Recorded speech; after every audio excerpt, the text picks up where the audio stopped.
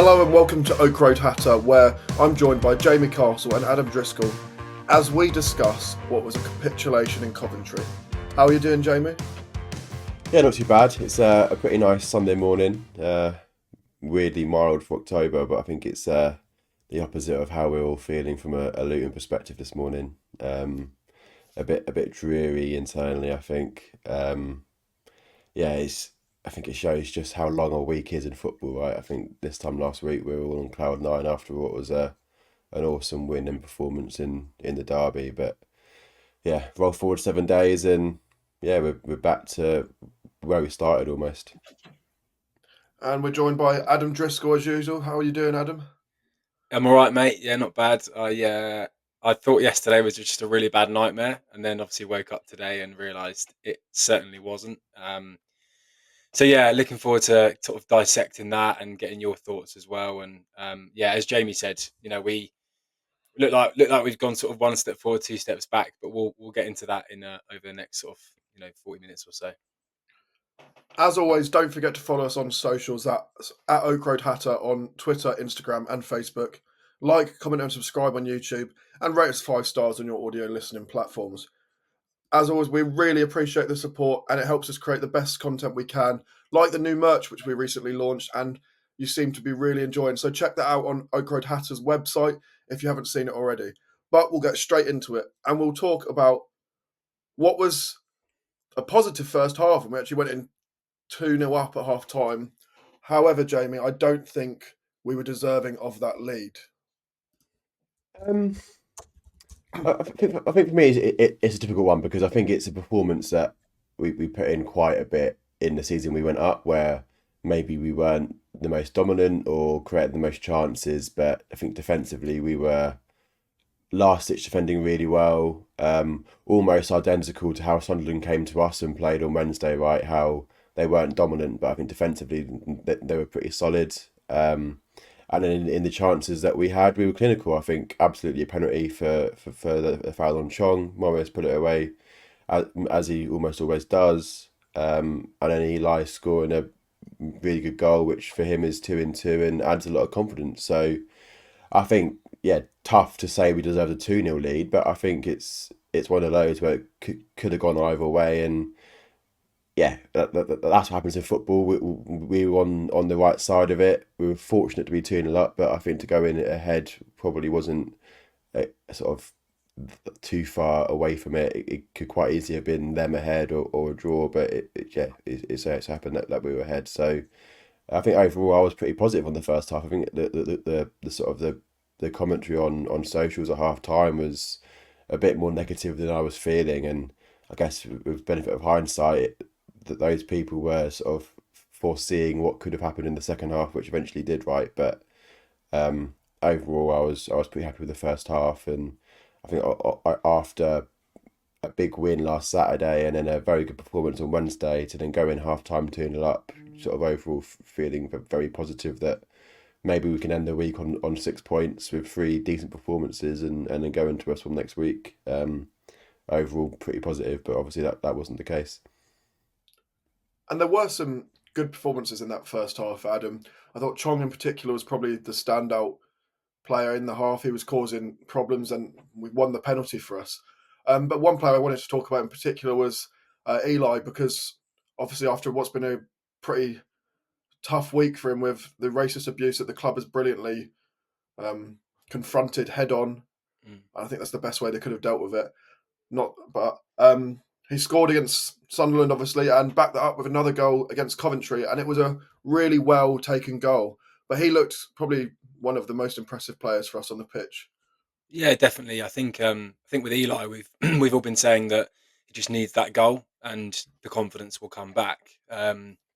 He got his goal against Sunderland, albeit very hard for him to miss it. But you still have to put it away, and he did that, and he has looked a handful, hasn't he? Even against Watford last week, at the Sunderland game, he was a handful, and then that kind of one-on-one chance that he's not been taking so far this season. He put it away really nicely. So I guess if we're taking a silver lining from yesterday at all, it's the fact that you've got Eli and Morris back in the goals, and and particularly for Eli who was struggling. he looks to have that little bit more confidence than he has had so far this season.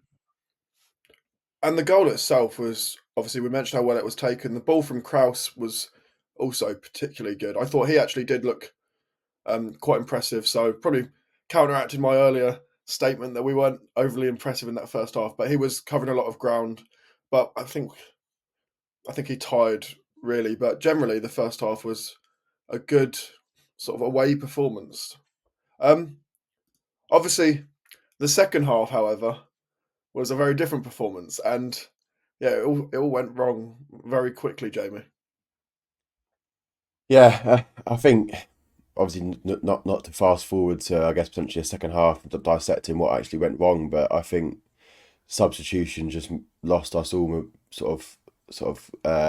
control in the game. I think there's two ways of controlling the game. It's controlling it with the ball and controlling it without the ball. But I think we very much controlled the game without the ball in the first half. And as you said, I think strong performances individually. I think maybe not necessarily as a team, but Tom Holmes first half, mammoth. He's put in 3 awesome performances in a week. Obviously, second half not so good, and then got the red card, which we'll come on to. Doughty, awesome. Now suspended for Friday. The front three, Chong, Eli, Morris, sort of really starting to sort of take it up a gear now and build that relationship. I know Eli and Morris have had that relationship for quite some time, but now to put Chong into the three and work well together as the three, I think there was a chance that Eli put into Chong that then was I think was saved, but it just showed all three of them working well together. And then Kraus, as you said, I thought was excellent first half as well. So suddenly when you take off Chong for Nakamba, which I do get, because you're ahead and you're trying to add a bit of control in the game, and I think you'd expect Nakamba to give you that. But then to then take off Eli and Morris as well, I think again Morris for Brown you sort of get. You think Brown I thought was good when he came on, but obviously losing Morris's presence up top is massive, and he's your leader on the pitch, your captain, and then Eli for Corley Woodrow, and yeah, I just think you just lose all control, and there's 2 ways right now that we can get up the pitch. That's direct into Eli and Carlton, because they can both hold it up really well and bring others into play, or Chong running through the lines. And there was an example in the first half where Chong got it in our box and just basically took us all the way up the pitch into almost their final third. So suddenly when you take off the 2 key ways that you can get up the pitch off the pitch, then you're basically just saying to yourself that you just got to defend your box for the last 30 minutes because you can't get up the pitch. I think Jacob Brown can do the Carlton and Eli role. I think obviously he's still coming back to full fitness still, so he's not up to speed, but I think he's technically good enough. I think Corley, just the drop off from Eli is just pretty incredible, to be honest, and I think that's nothing against Corley in particular, but I think more sort of pro Adebayo in terms of what he does for us. And then yeah, obviously you bring Nakamba on, and then you go back to the system of 2 years ago where you've got Nakamba sitting and then Clark and Kraus as the 8s to start with, but then obviously it's Clark and Walsh, and you've just got no transition on the pitch, and I think that was a big part of leaning into why we just completely lost control and lost the game, because then it basically turned into attack feed events for at least 30 minutes, if not the entire 45. And I think if you look at the stats, the first half, I think the XG was something like 1.5 for us and then 1 to them. But in the second half, I think there was something like 2.2 to them and certainly under 1 to us, probably sort of 0.5, 0.6. So I think that flip of control was shown just in those numbers in terms of chances created, and they absolutely peppered our box for that second half. And as much as obviously I said immediately in the aftermath that I had a little bit of sympathy because the goals came from mistakes and individual issues, where the first goal was a set piece where Eli lost Sims at the near post, and it just meant Sims could just flick it into the goal. So I think that in a moment is really unfortunate. The second goal, Doughty just doesn't get up to top. I think Nakamba was unfortunate because he won the ball, but then it sort of in that rebound went out wide to, was it Van Eerwijk. He then crossed it in, defended the first phase, and then closed down Sheaf really well, but then left Torp out in space. And then you just not pressed all in one go to sort of block Torp. Great finish from him, to be fair. And then the third is just a bit of a calamity, really, where again you win the first contact, and then it gets back into the box, goes through a bit of like a pinball in the box, and then suddenly Hashi assists Sims or Wright, whoever was on the line. I think it was Wright, like pretty well, and then it's just a tap in. So yeah, I have sympathy for Edwards in the fact that all three goals come from really frustrating situations and individual mistakes. But I think that the whole, I guess, narrative that I built up before that was that it was almost his own doing as well, because of the personnel that he chose to change on the pitch, where he brought off our four key players to replace with four others that quite clearly the drop off was so substantial that it allowed Coventry just to gain complete control, and in the end deserved to take 3 points away. So probably a lot to talk about in what I've just said in that 2 minute or so spiel, but yeah, that's sort of my brain dump on that second half, really. Well, you mentioned they were peppering our box. It felt like it was all Coventry for the entire second half, which it pretty much was. They had all of the ball and they had all of the momentum. And as we've seen, unfortunately, on multiple occasions, momentum against us is not something we've been able to cope with well. You think back to Bournemouth away when we were 3-0 up at half-time and lost 4-3. Even most recently, Oxford, when we were 2-0 up at half-time or 2-1 up at half-time, drew 2-2, and we're lucky not to lose that. As soon as Coventry got that first goal for Ellis Sims, the momentum completely shifted and it was all of them. And they actually looked like the only team that were going to win the game. Adam, I just wanted to ask what your thoughts on why we can't deal with momentum shifting against us. Mate, I think if I knew that, I'd be in the dugout. But I mean, it reminds you so much of the Bournemouth game, doesn't it? And I mean, I know that was 3-0 at half time, wasn't it? But it's just a bit inexcusable when you think that it's already happened already this season against Oxford. We don't seem to have the ability to like change things up that have a positive impact, and that really worries me. The fact that we just repeat the same mistakes, and a lot of that is on the players, but also a lot of it's on Edwards. Maybe the inability to in game tactically be aware of what needs to change and see that positive outcome. I think we've praised Edwards before at times for substitutions that have worked, and we've done well from, but it is quite alarming sometimes that second half was just backs to the ball, absolutely relentless all the way through the second half. Like you rightly said, Finn, as soon as they scored their first, you were thinking, well, they're not just going to get one, are they? It's going to be two or three. And I think really the prayers for us were, let's hope they score their first goal as late as possible, so we've got less time to have that surge of pressure. But ultimately, what was it? I think it was the 60th minute or something. They scored the first, and then you've got half an hour, and you just know exactly what's coming.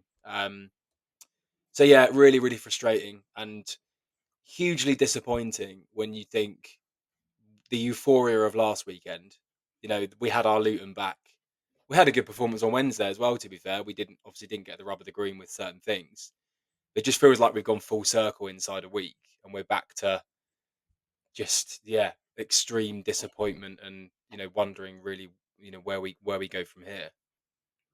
Yeah, you mentioned the midweek game against Sunderland. Despite the fact that we lost that, I thought, and both of you thought that we did actually play very well in that game, and we were probably the better team. Just one of those things that another thing we cannot cope with is players cutting in from that left side and firing goals across basically into the top or the bottom corner. How many times have we seen that goal scored against us in the last 2 seasons? I mean, thinking back, you can think of Elise against Palace, which we did actually win that game. There's that goal for Larson v Burnley as well.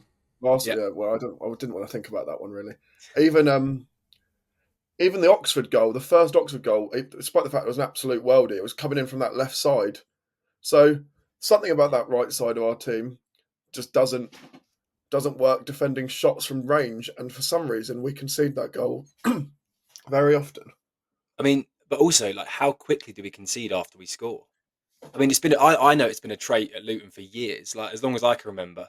You know, my dad says a lot of things about we must be up there with the team that concede the quickest after they score, and it's so accurate. Like we just seem to switch off all the time, and yeah, a lot of those goals come from cutting off the left hand side for the opposition, but we always just get ourselves back in a game and then switch off for some reason or make a really basic mistake and then concede. And obviously, it didn't necessarily happen yesterday, but their pressure is just wave after wave, and you see it coming a mile away. You know, I wish I'd had the foresight at half time to stick a couple of quid on Coventry because you know it would have softened the blow a little bit, albeit not necessarily made us any happier.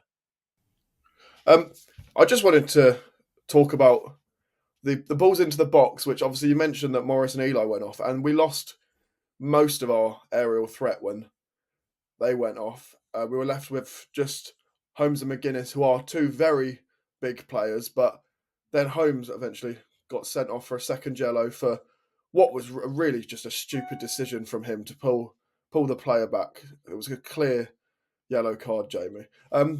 When he was off, the only player we had on the pitch over 6 foot was Mark McGuinness, who was then left to basically deal with the whole Coventry team, all of who were actually pretty sizable people. Yeah, no, I think first of all on the Holmes red card, yeah, really frustrating from him.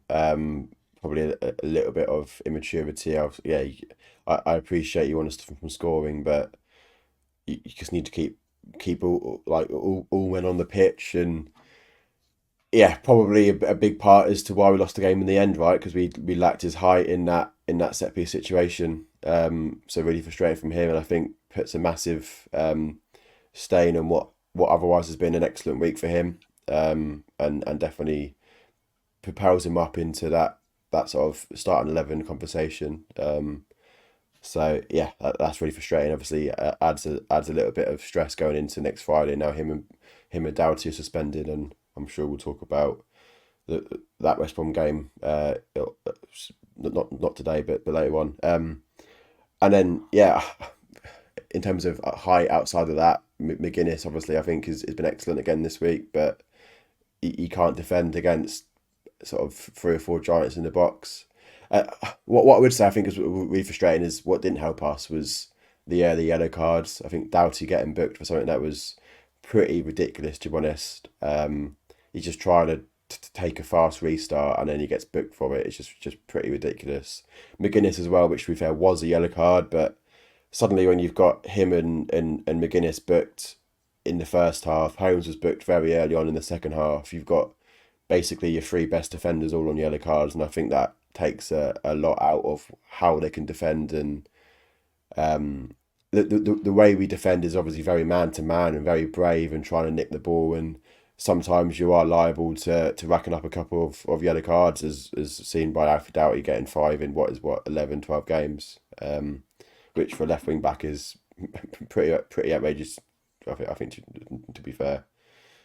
So I think those 3 yellow cards in particular didn't help, but I think all 3 were before we'd even considered the first goal. So I think that symbolises a lot about how we couldn't defend to our full ability, given that they were on yellow cards. So that for me was pretty frustrating. Yeah, the referee was Bobby Madley, and it's fair to say he's not covered himself in glory in the last couple of weeks with the goal he assisted for Sunderland against Hull.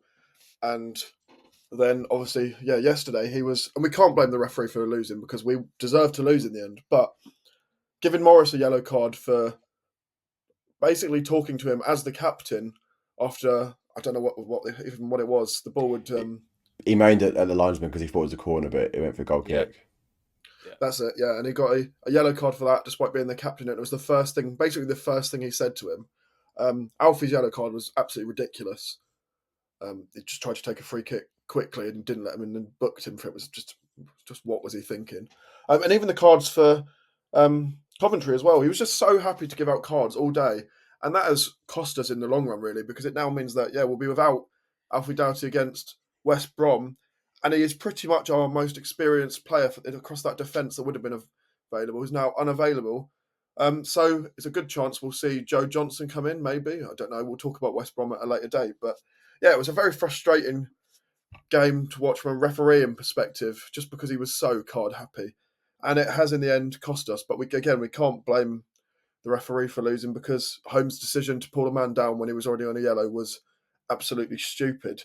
I wanted to talk a little bit more about the subs that came on, because when it was 2-2, Jacob Brown did absolutely brilliantly and set Woodrow up, but it was blocked by a combination of keeper and defender. I wasn't sure if that was another striker, whether they would have scored that chance, Jamie. Um, I think you can talk a lot about Corley Woodrow or not. But I just think, yeah, it would have been a goal had we scored it that may have papered over some wider issues. So yeah, as much as that would have been a great goal to score and to go 3-2 up, can't have too many moans. But yeah, on the substitutions, I think I said all I needed to say earlier. There's a lot of anti-Corley Woodrow, which I think in that particular moment I disagree with the substitution as well. But it's not necessarily because it's pro Joe Taylor for me. It's because it's pro other options. I think if at 2-2 you want to take off Eli because you want to try and get control or do something a bit different. For me, you just completely go away from the two up top. You just leave Jacob Brown up top on his own and add an extra body in the middle. Whether it's you put in Nelson in there to sit as like a number 10 in front of Nakamba and Clark and Walsh, or maybe you take off Jordan Clark.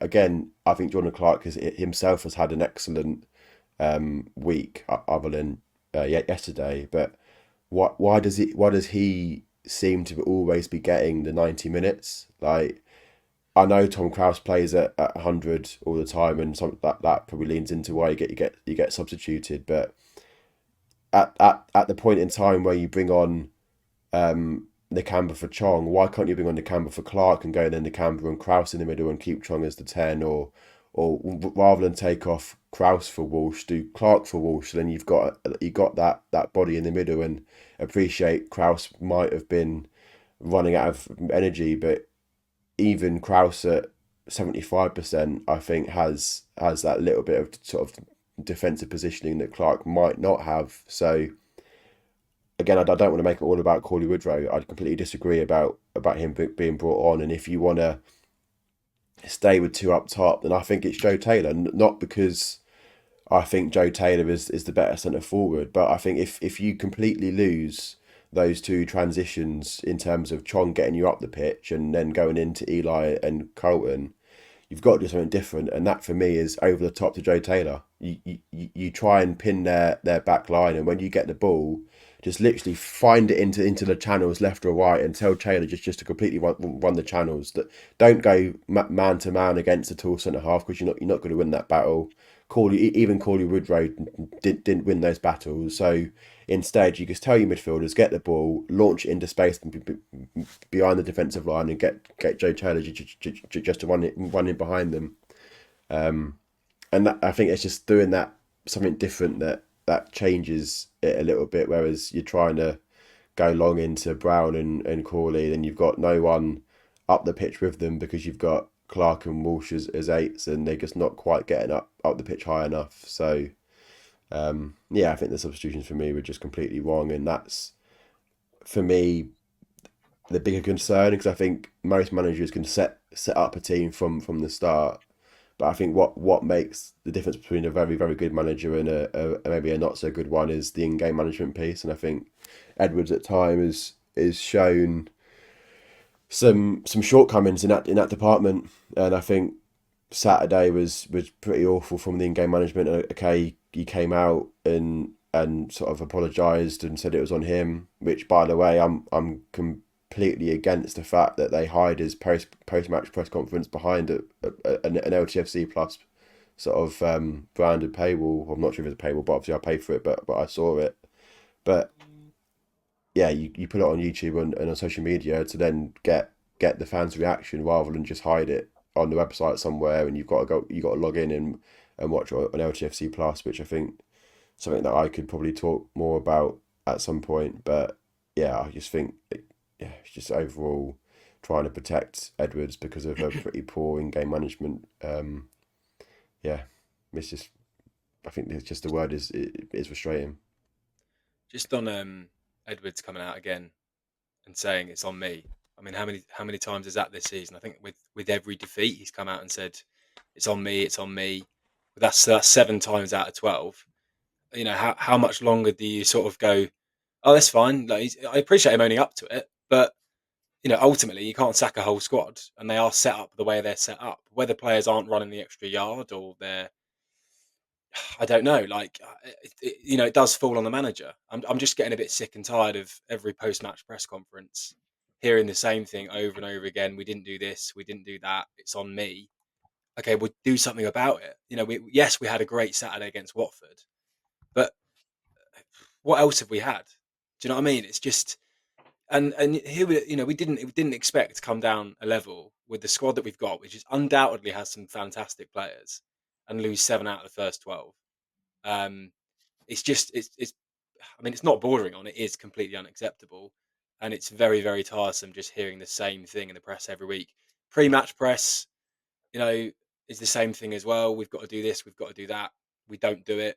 It's just rinse and repeat, and it's yeah, I think it's started to drive everyone up the wall a little bit.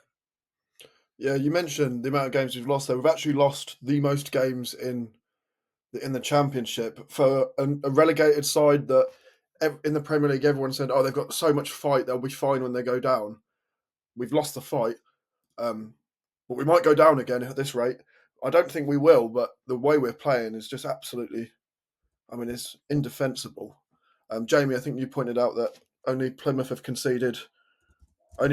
Portsmouth have conceded more goals than us, and that's a Plymouth goal that I think a lot of people wrote off before the season even started because they are one of the smaller budgets, or if not the smallest budget in the division, bar a couple of teams, and then Portsmouth are newly promoted. So we shouldn't be in and around those teams with the squad we've got, as you mentioned there, Adam. It is incredibly frustrating. Yeah, I mean, also, what's up with our discipline? Like 3 red cards in 12 games. You know, I know we talked about the yellows yesterday and the referee being a bit card happy, and I think that's very spot on. But our discipline is so poor, and that comes from the fact we're under pressure during a lot of games. We're making decisions that are like instinct and impulsive, as opposed to having the control on games. And again, that's a big concern for me. Like, you know the way we're shaping up so far, this ratio, we're going to be looking at about 10, 12 red cards across the season, which is just ridiculous. And with a threadbare defence in particular, you know, we're now looking at Friday where your best player and your probably only left wing back is is suspended, and you've got another centre half that can't play. So I think questions have to be asked about the discipline as well, and you know what the hell is going on in that regard. It's weird because last season we didn't have a single red card last season. I think we were the only side in the Premier League that didn't get a red card. There might have been one other, and it looked like we were just really, really nice to play against. And now we're getting cards for absolutely everything. And there's just insane decisions happening by individuals or really stupid errors that are leading to having to make a foul because it's otherwise the player's going to be 1-on-1 or 2-on-1. And it's just, yeah, the decision making and the discipline's gone out the window. Yeah, and it's not even as if the red cards, if you remove the yellow cards, but the red cards, is that they've all been pretty ridiculous. Like Kaminsky at Portsmouth, obviously booked because of a bit of an argument with Mengi on the pitch that looked very, very public, and then loses his head to get a second yellow minutes later for something which is just a ridiculous challenge. Liam Walsh being subbed on him within 15 seconds, doing a ridiculous tackle and getting a straight red. And then yesterday, Tom Holmes, who I can't remember the first yellow card, but forgetting whether the first yellow card was the right one or not.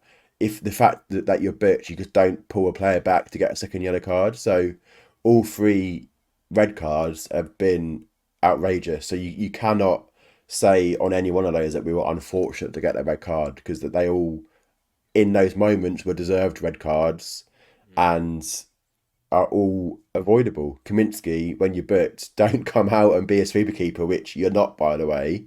You are an excellent. You are probably the best in the league for shot stopping, but when it comes to being a sweeper, that's not you, so don't come out when you're booked. Liam Walsh, you just come on the pitch, just keep your head. That's something ridiculous. Tom Holmes, you're booked, let the man go. So all three are avoidable red cards, and I think in those games, so Pompey, if that weren't a red card, then we probably would have won the game. I thought we were the better side for large parts, but the red cards, I think, ruined it. So you could argue that's 2 drop points. I'd argue that it was 1 drop point yesterday against Coventry. I think if Holmes was on the pitch, we probably defend that last phase for the third goal and get a point. So that's 3 points, and I think the other one was it Oxford that was that Ian Walsh? I think it was Yeah, I think so. Oxford. Yeah. And we got a point from that, and yeah, you could say we go on to win, but I think, yeah, let's just say we get a point. But you say basically we've lost at least 3 points from those 3 red cards. I think is fair to say. So yeah, I think definitely discipline is an issue. Don't know what's going on behind the scenes. That there definitely has to be question marks. Because even Edwards is sort of just the way he was sort of presenting himself in the post match. I don't know if any of you boys watched it, because it was hidden, but I don't know, is just his body language just seemed to be just a bit fed up, It's almost, flat, like, isn't it? because it was very flat, and he was asked by who's the interviewer? Is it Deck? I think is the guy's name. Um, he was just asked, and on commentary, it was fair play to them. They came out and sort of won the game and deserved credit.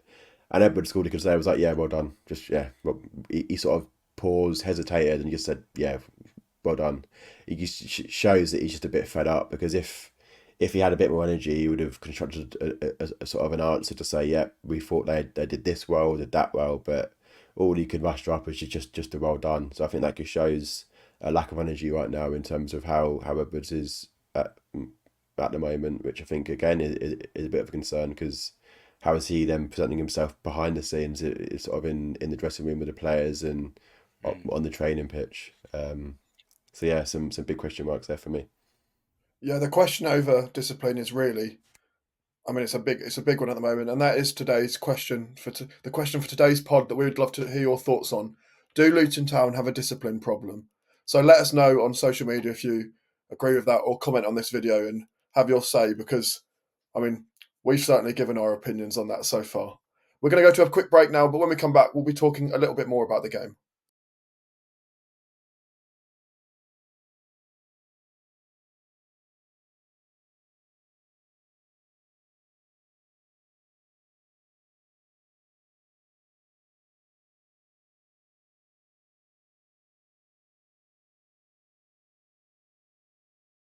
Hello and welcome back to Oak Road Hatter, where I'm still joined by Jamie and Adam as we continue to dissect the capitulation at Coventry. And we're going to talk a bit more about where we're going from, well, here really.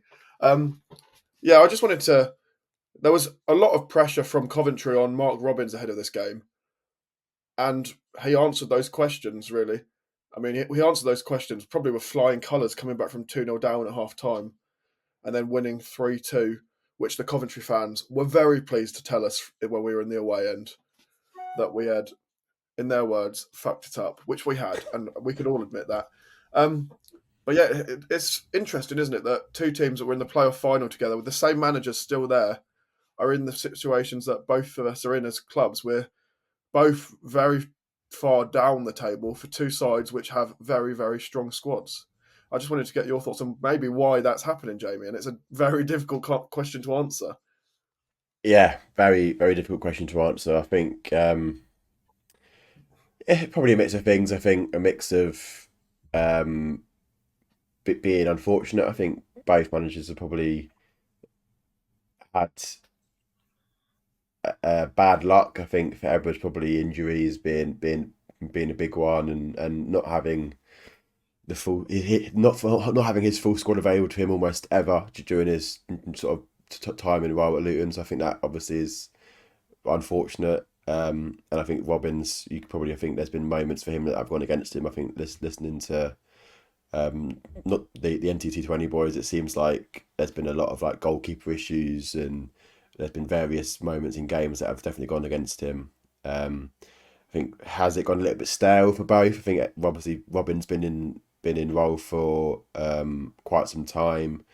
Edwards, I think, having to manage through a very drastic transitional period where you've gone from being the underdogs in the Championship, getting promoted to the Premier League, still being underdogs but having a bit of money to spend, and then coming down and then transitioning into being one of the favourites because you've got that money to spend. I think that's obviously a hard period to manage. So I think there's probably hard situations for both managers to manage in. It's not been an easy environment, and okay, you can say from a Luton perspective. So if we're getting Coventry, it should be easy because we've got the money to spend, but it isn't Edwards himself that is writing the check and wiring the cash to a club to bring a player in. It's the support of the board behind him, and Edwards can only control what he can control in terms of the players that come in and then managing those players that come in. And I think yes,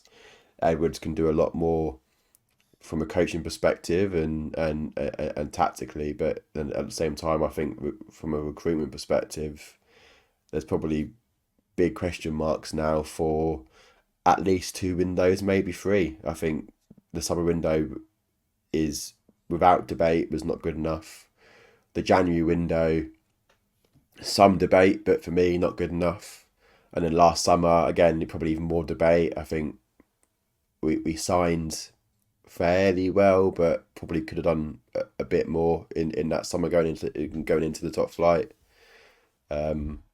So I just think comparing Edwards to previous Luton managers, and that obviously being Nathan Jones in particular, I think Nathan had the benefit of pretty like awesome recruitment, whereas I think Edwards. I think the argument is that has he had the same support or the same say in signings? Obviously, that's not an answer that we'll ever know about, right? Because it could be that the signings were his choices and the board have just followed that. But for me, probably more the alternative is the board have brought in who they brought in, and Edwards has just had to deal with it.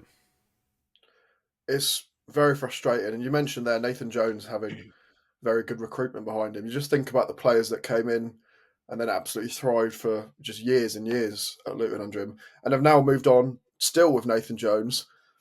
Yesterday in the Charlton Wrexham game, I don't know, I think there was something like 5 ex-Luton players on the pitch by the end of the game across both sides. So, I mean, it's pretty clear he has a say in the recruitment there because he's just taking all the Luton players with him. Yeah, but for us, it's been pretty substandard. We spoke about off camera that when you're signing players, they should be coming in and contesting for a starting spot. Well, the only player we signed this summer who you would argue is better than maybe what we already had there is Shandon Baptiste, who, unfortunately for us, has been unavailable, Adam. Yeah. I mean, anyone that's watched our pods will know my rating on the window, and essentially, I think it was an absolute load of bollocks. I mean, Baptiste, like again, Brentford mates have said it'll be fantastic if you keep him fit. He's not fit. Um, you mentioned a minute ago about Nathan Jones, the control he had. If you cast your mind back to when we were in League Two, we were the big fish essentially in a small pond with a financial advantage over everybody else. We used that, didn't we? We signed Shinnie. I think players like Elliot Lee at that level as well. Like we built a team that was insanely good, and that could step up to the next level and walk straight through it. I don't think we saw that bit coming, but we used our financial muscle to essentially get out of League Two. Obviously, bar behind an Accrington team that were sensational that season. We should have been doing the same thing this season, and I can forgive last season a little bit in the sense of not going out and spending like tens of millions on players because we'd still have been easily probably bottom 5. The risk that they were never going to take in January in terms of like going mental. But for me, this summer was a nightmare. We started in May by being linked with Ben Sheaf, and we were talking like, oh, Luton are going to pay like 10, 15 million quid. Never happened. After that, all the rumours, we got nowhere near that fee with anybody else. Which again, like, was the Sheaf Ruder a load of rubbish? I don't know. But I just think we should have had the same mindset and the same courtesy to Edwards that Jones had in terms of using that financial muscle this summer. and building something that was almost certainly going to compete. We've gone through this a number of times, and I've mentioned all the players we missed out on that would have been really good for us. So I think Edwards has been dealt a bit of a crappy hand in that sense.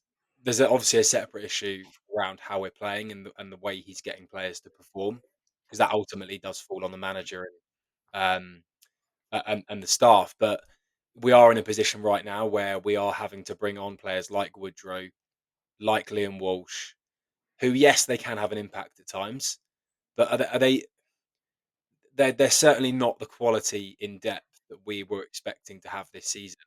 And again, we go back. It's hugely disappointing that we've not strengthened in depth to make sure that we are holding our own at the very least. Because at the moment, it's just humiliating. Pretty much every week.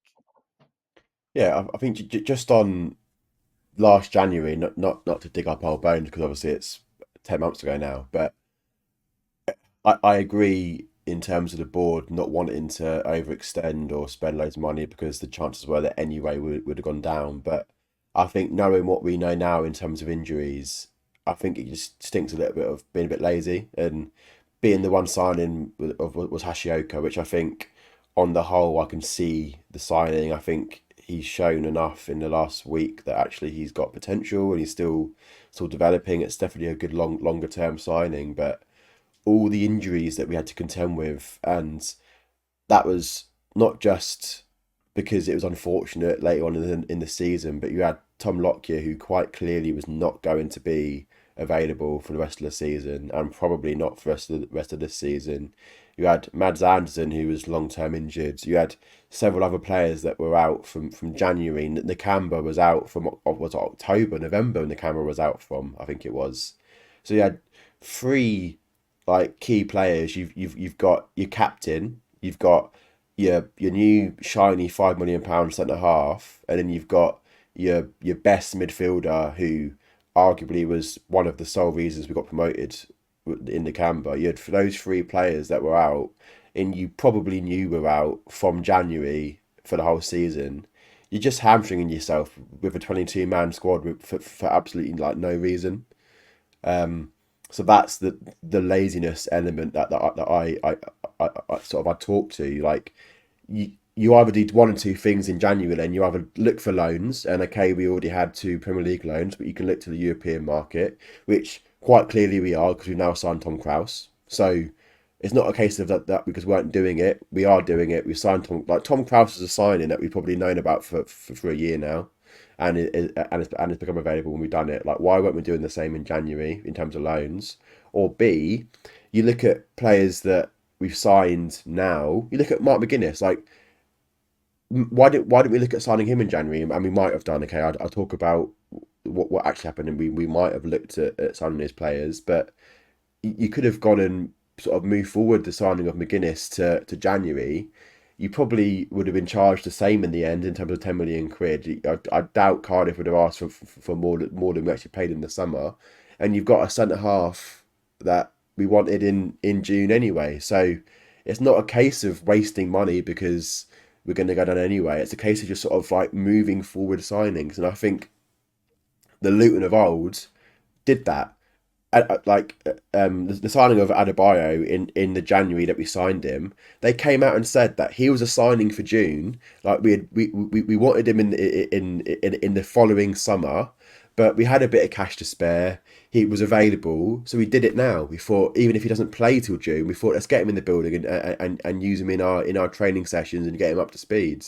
We're just not doing that now. I think it's really frustrating, and for me, again, it could be a bit of a conspiracy theory, but is Edwards crying a bit for help when you've got in his press conferences him saying that Amari Bell's the only player that can play left back in a 4, so therefore we can't do a back 4 right now because Amari Bell's injured. You've got playing Corley Woodrow in front of Joe Taylor. Is that him saying to the board, look, you've not supported me? I wanted someone else, but we've not got him. So is that Edwards sort of using him in a way to say to the board, look, you need to help me out? Liam Walsh, I think, okay, he's been okay. Obviously, bar the absolute brain fart against Oxford, I think he's been okay overall. But we shouldn't be signing players that are okay. We should be signing players like we can do it. We signed Tom Krause, who I think has been excellent, and I cannot wait to see him in a midfield with Baptiste. I think McGuinness is starting to show signs of what he can do now. I think he's had a very, very difficult start, but I think overall, I think that is a decent signing. Outside of that, yeah, like you've got Jordan Clark in midfield, who I think overall has been excellent for us. But that his branding at Luton is he was a League One free agent that played at right wing for Accrington Stanley, and he's now still playing centre midfield in a Championship team for a team that had come down from the Premier League. Yeah, I think an answer that turned into a slight rant, but I think it shows frustrations.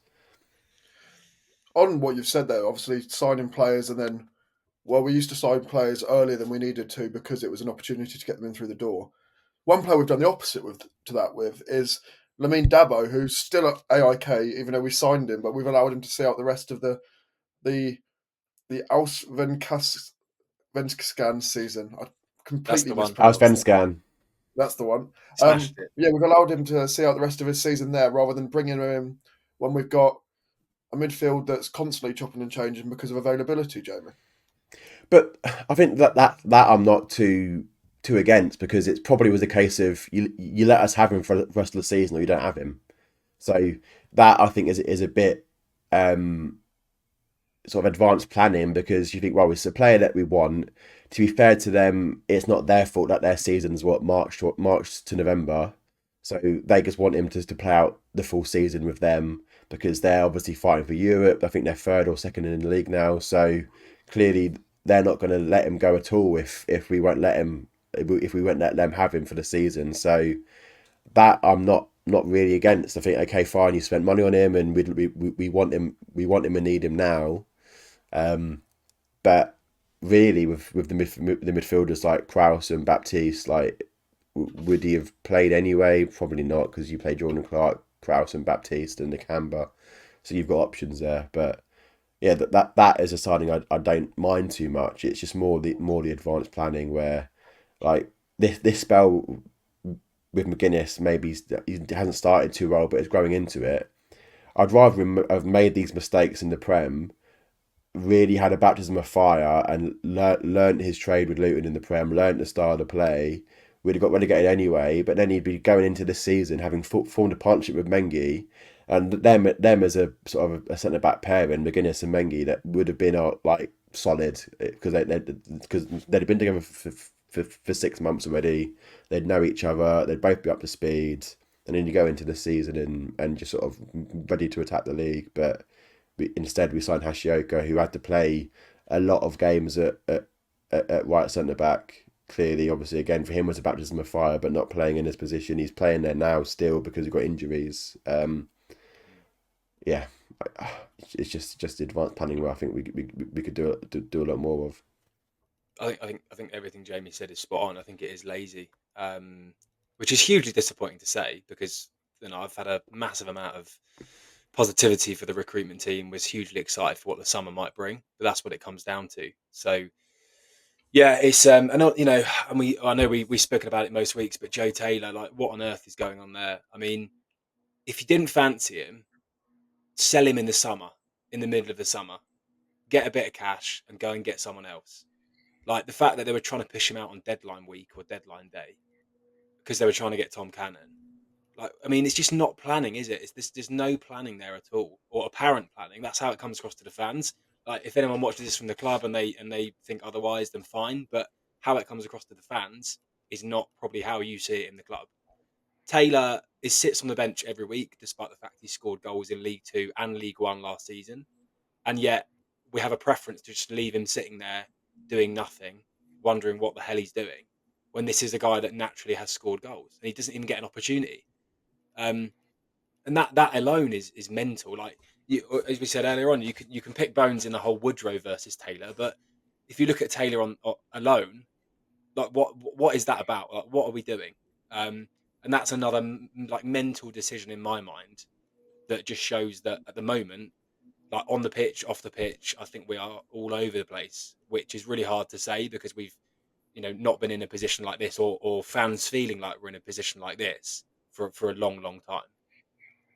Yeah, and I think with Joe Taylor, obviously he was out on deadline day. I think the rumor is Huddersfield. He was up there on deadline day, ready to sign a season long loan agreement. I think the Luton of old would have also prioritised a player's career and said, look, we're not going to force a player to stay. Let a career stagnate. We just let him go. An example of that was Jack Marriott. We let him go. He absolutely would have been awesome for us, but he was fourth choice. He wouldn't have started. He might have got minutes, but we couldn't have guaranteed it. So we sold him and we let him went. We didn't let his career stagnate, and he's still only in League One, but he still made a career for himself, and he scores goals at a fairly good rate at that level. With Joe Taylor, like to not know where you're going after an awesome season in League Two and League One, where you're probably the EFL top goal scorer. I think he was probably near that across two spells. To still not be knowing whether you're coming or going, or you've got clubs that are after you, and you're on August 31st, you're up in Yorkshire signing for one of the biggest clubs in League One because you think that you're going to score 20 goals for them and help them get promoted, but then you get a phone call at probably 5-6 p.m. saying, no, sorry Joe, come back. It's just, yeah. And that is what I think just concerns me the most, is you can get things wrong, you can sign badly, or you can miss out on transfers, but it just feels very frantic and very erratic and not very Luton. Like, we just don't do that with players. Like, you say to Joe in mid-July, look, we're going to try and sign someone, like, find a move. Find a move. Don't be waiting until August the 31st to try and sign Tom Cannon. You know straight away whether you're going to sign him or not. Like, you get ahead of the queue. Like, I said it with Callum Doyle, you get ahead of the queue, but no, you let him go to Norwich. You can just see him in this team, and he would have absolutely bossed it for us. But back three on the left, or back four at left back, or in that, so that's like pairing with Mengi or McGuinness. There's just little to no plan, it seems like. And as Adam said, like, if anyone at the club listens to this and disagrees, I would obviously love to know why, because from the club, from the fans' perspective, and I think anyone at the club, if you listen to this, you have to appreciate that we obviously only know what we know, and there could be stuff behind the scenes that have gone wrong, and therefore that would add a lot of understanding to our sort of perspectives that we just don't have right now. But from our perspectives, there's a lot of things wrong right now. The Joe Taylor situation is particularly frustrating because he was maybe the most in-demand loan player across the EFL at the start in the summer, because after his season in League Two, and in particular his season in League One, where he helped Lincoln go from a pretty average upper mid-table season to pushing for the playoff spots and missing out on the last day. And I know for a fact, because I went to uni in Lincoln and I know a few Lincoln City fans there, they were desperate to get him back. They absolutely love him there. Huddersfield fans really frustrated on Twitter when he didn't go to Huddersfield in the end. They were very critical of Luton. And what makes it more interesting, you very rarely see a player leave Luton with bad blood. Everyone that leaves Luton say how much they loved being at Luton and that sort of thing. Well, Taylor, I can see leaving in January because he desperately wants to get away and actually play football.